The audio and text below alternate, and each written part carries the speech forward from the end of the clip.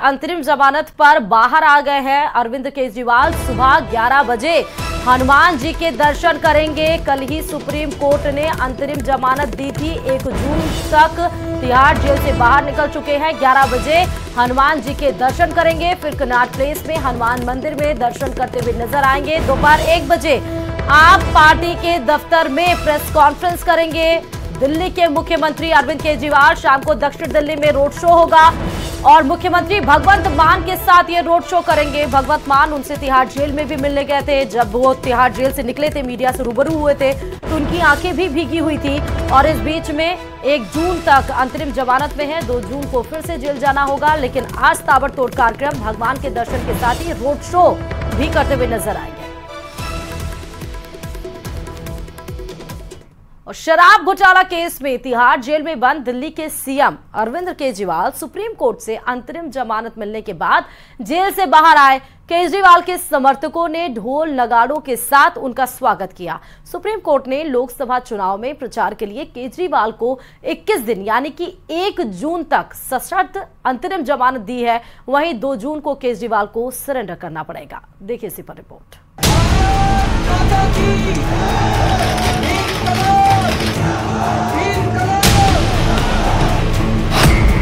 51 दिन बाद तिहाड़ से बाहर आए केजरीवाल। सुप्रीम कोर्ट से केजरीवाल को अंतरिम जमानत। केजरीवाल के समर्थकों में जश्न का माहौल।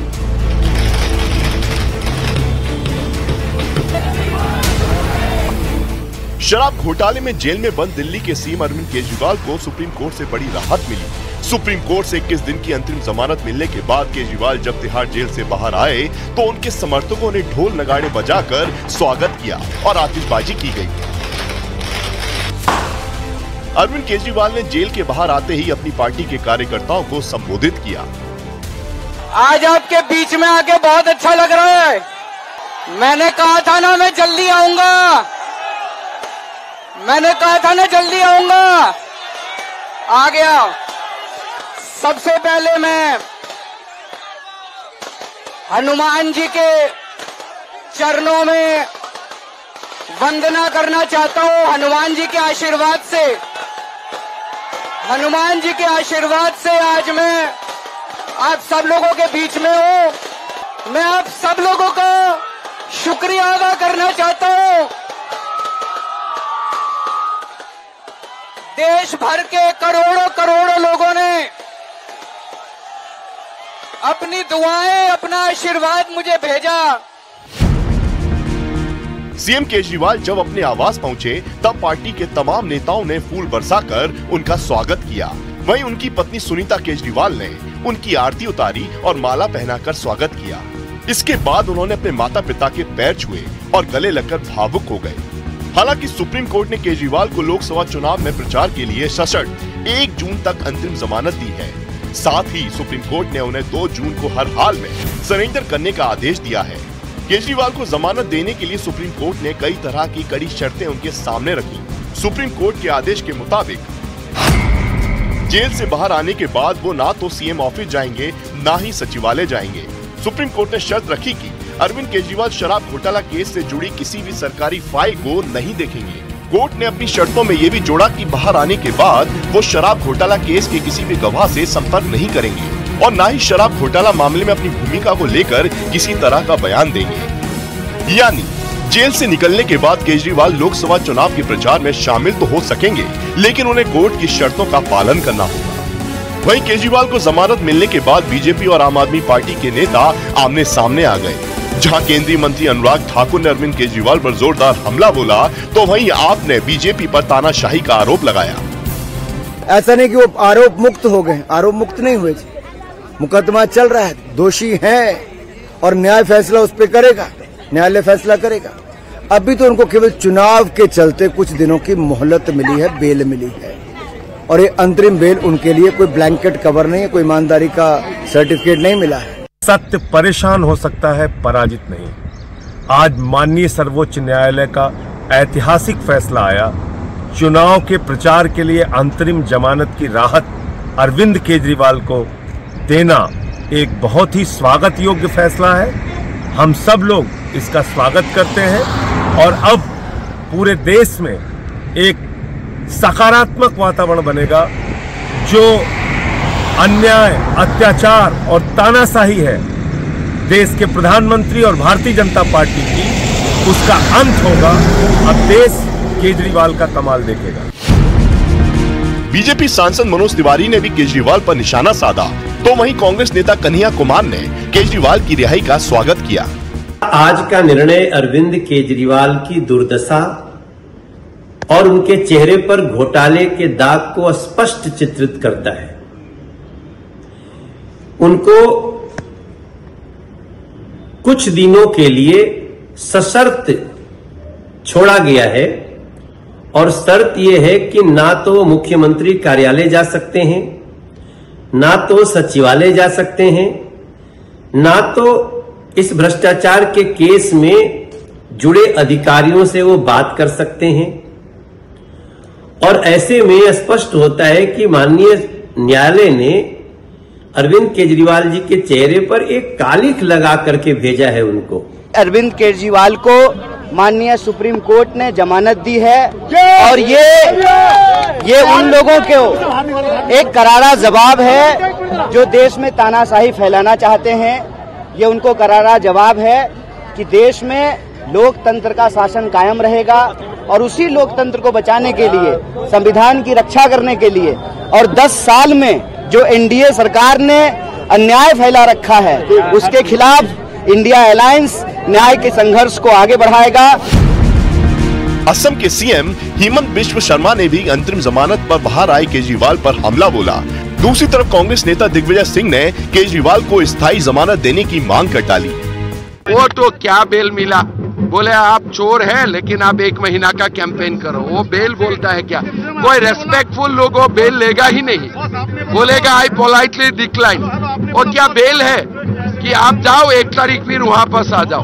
गिरफ्तारी नहीं करना चाहिए और बेल उनका अधिकार है, उसमें इतनी विलम्ब हुई इसका हमें दुख है।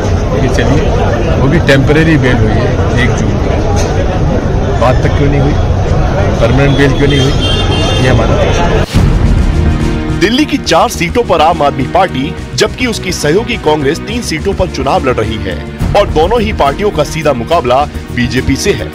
अब देखना होगा कि अंतिम जमानत पर जेल से बाहर आए केजरीवाल के प्रचार से लोकसभा चुनाव में आम आदमी पार्टी को कितना फायदा होगा। और इधर यूपी के चित्रकूट में बीजेपी के राष्ट्रीय अध्यक्ष जेपी नड्डा ने विपक्ष पर निशाना साधते हुए इंडिया गठबंधन को एक बार फिर घमंडिया गठबंधन बताया। उन्होंने कहा कि यह भ्रष्टाचारियों का परिवार है जिसके आधे नेता बेल पर है और आधे जेल।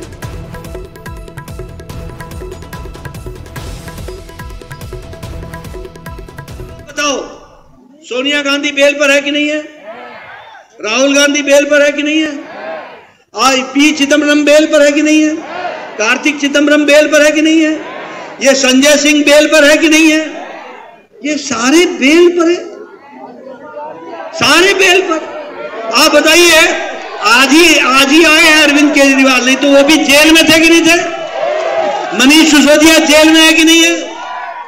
और ये सत्येंद्र जैन जेल में है कि नहीं है? आजम खान जेल में है कि नहीं है? ये या तो आधे बेल पर है या आधे जेल में है, सारे भ्रष्टाचारी। नक्सलवाद को खत्म करने के लिए पीएम की तारीफ भी की। देखिए रिपोर्ट।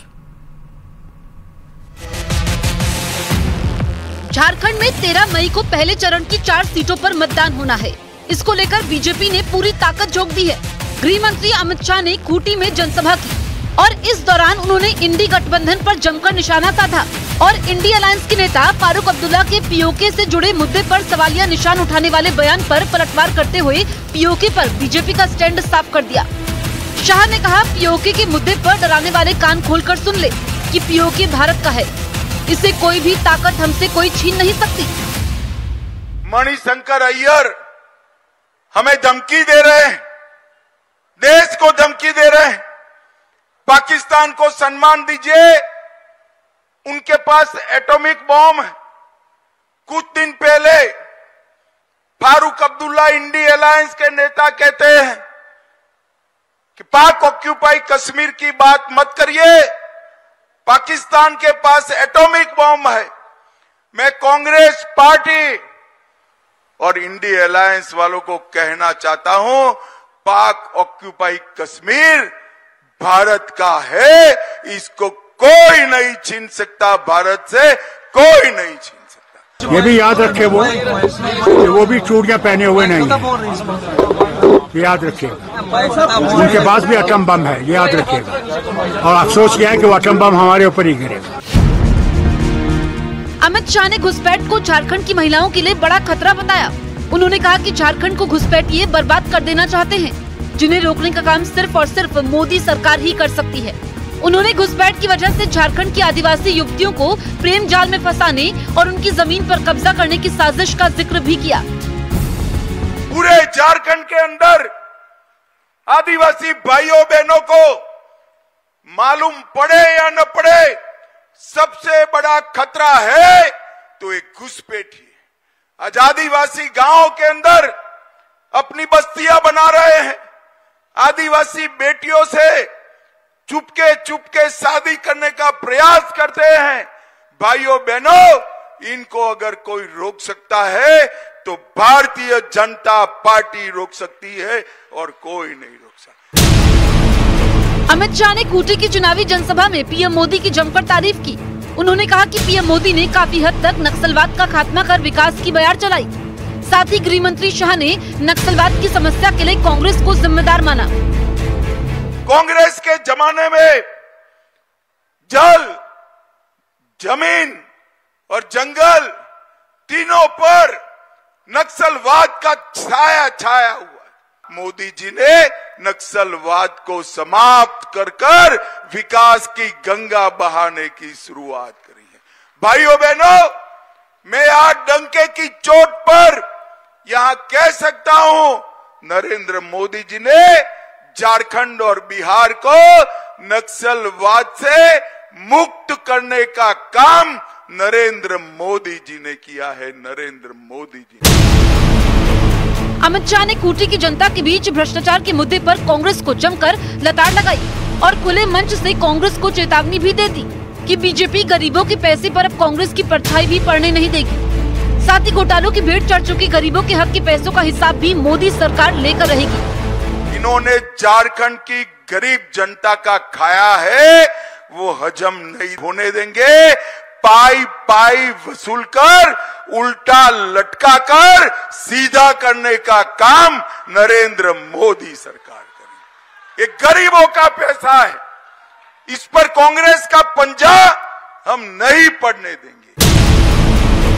लोकसभा चुनाव अपने चौथे चरण में पहुंच गया है, जिसके लिए 13 मई को मतदान होगा और जीत का परचम लहराने के लिए बीजेपी हर चरण, हर सीट के लिए जी तोड़ मेहनत कर रही है। बीजेपी की उपलब्धियां और विपक्ष की खामियां पहुंचाने के लिए जनता तक पहुंचने का कोई मौका नहीं गंवा रही है। हालांकि बीजेपी की कोशिश किस हद तक रंग लाएगी, इसके लिए 4 जून तक का इंतजार करना होगा।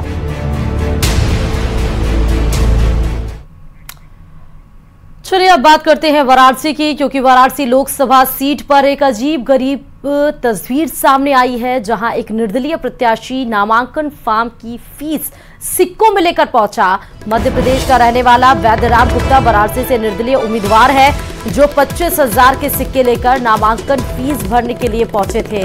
तो उत्तर प्रदेश के वाराणसी से आप देख सकते हैं, जहां पर निर्दलीय उम्मीदवार वैद्यराम 25,000 सिक्का लेकर अपना नामांकन दाखिल करने के लिए पहुंचे। और जब से ये अपना नामांकन दाखिल करने के लिए 25,000 का सिक्का लेकर पहुंचे झोले में, तब से ही ये वीडियो जमकर सोशल मीडिया पर वायरल हो रहा है।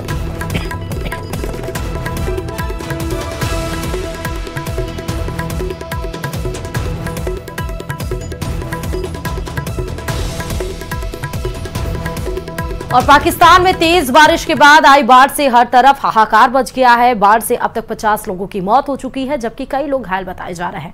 अफगानिस्तान में पिछले 3 दिनों से तेज बारिश से बाढ़ जैसे हालात बन गए हैं। बताया गया है कि बाढ़ की वजह से वहां की राजधानी काबुल समेत पश्चिम फराह, हेरात, दक्षिण जाबुल और कंधार में सबसे ज्यादा नुकसान पहुंचा है।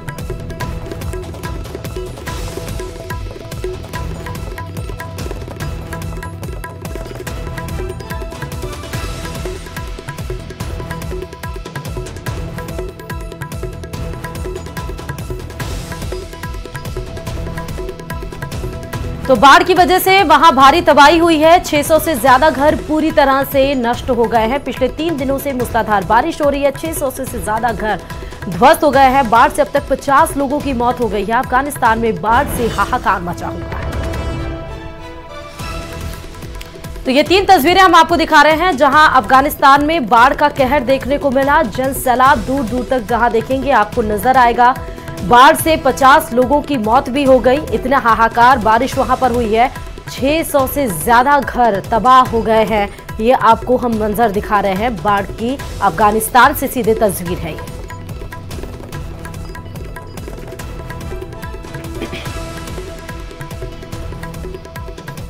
और अफगानिस्तान के बाद अब आपको जम्मू कश्मीर के पूंछ से ये खबर बताते चले, जहां आतंकवादियों और सुरक्षा बलों के बीच मुठभेड़ लगातार जारी है। पूंछ में सिंथर टॉप इलाके में दोनों तरफ से भारी गोलीबारी हो रही है। बताया जा रहा है कि ये वही आतंकी ग्रुप है जिसने भारतीय वायु सेना के काफिले को निशाना बनाया था। तो जम्मू कश्मीर के पूंछ में लगातार गोलीबारी जारी है। दोनों तरफ से जहां आरोपियों के छिपे होने की खबर है, सर्च ऑपरेशन चलाया जा रहा है। बताया जा रहा है ये वही आतंकवादी हैं जिन्होंने सुरक्षा बलों के काफिले पे हमला किया था, जिसमें 6 हमारे जवान घायल हो गए थे और 1 जवान की इलाज के दरमियान मौत हो गई थी। तब से ही पूंछ में लगातार तनावपूर्ण माहौल है और उसको लेकर सर्च अभियान भी लगातार जारी है।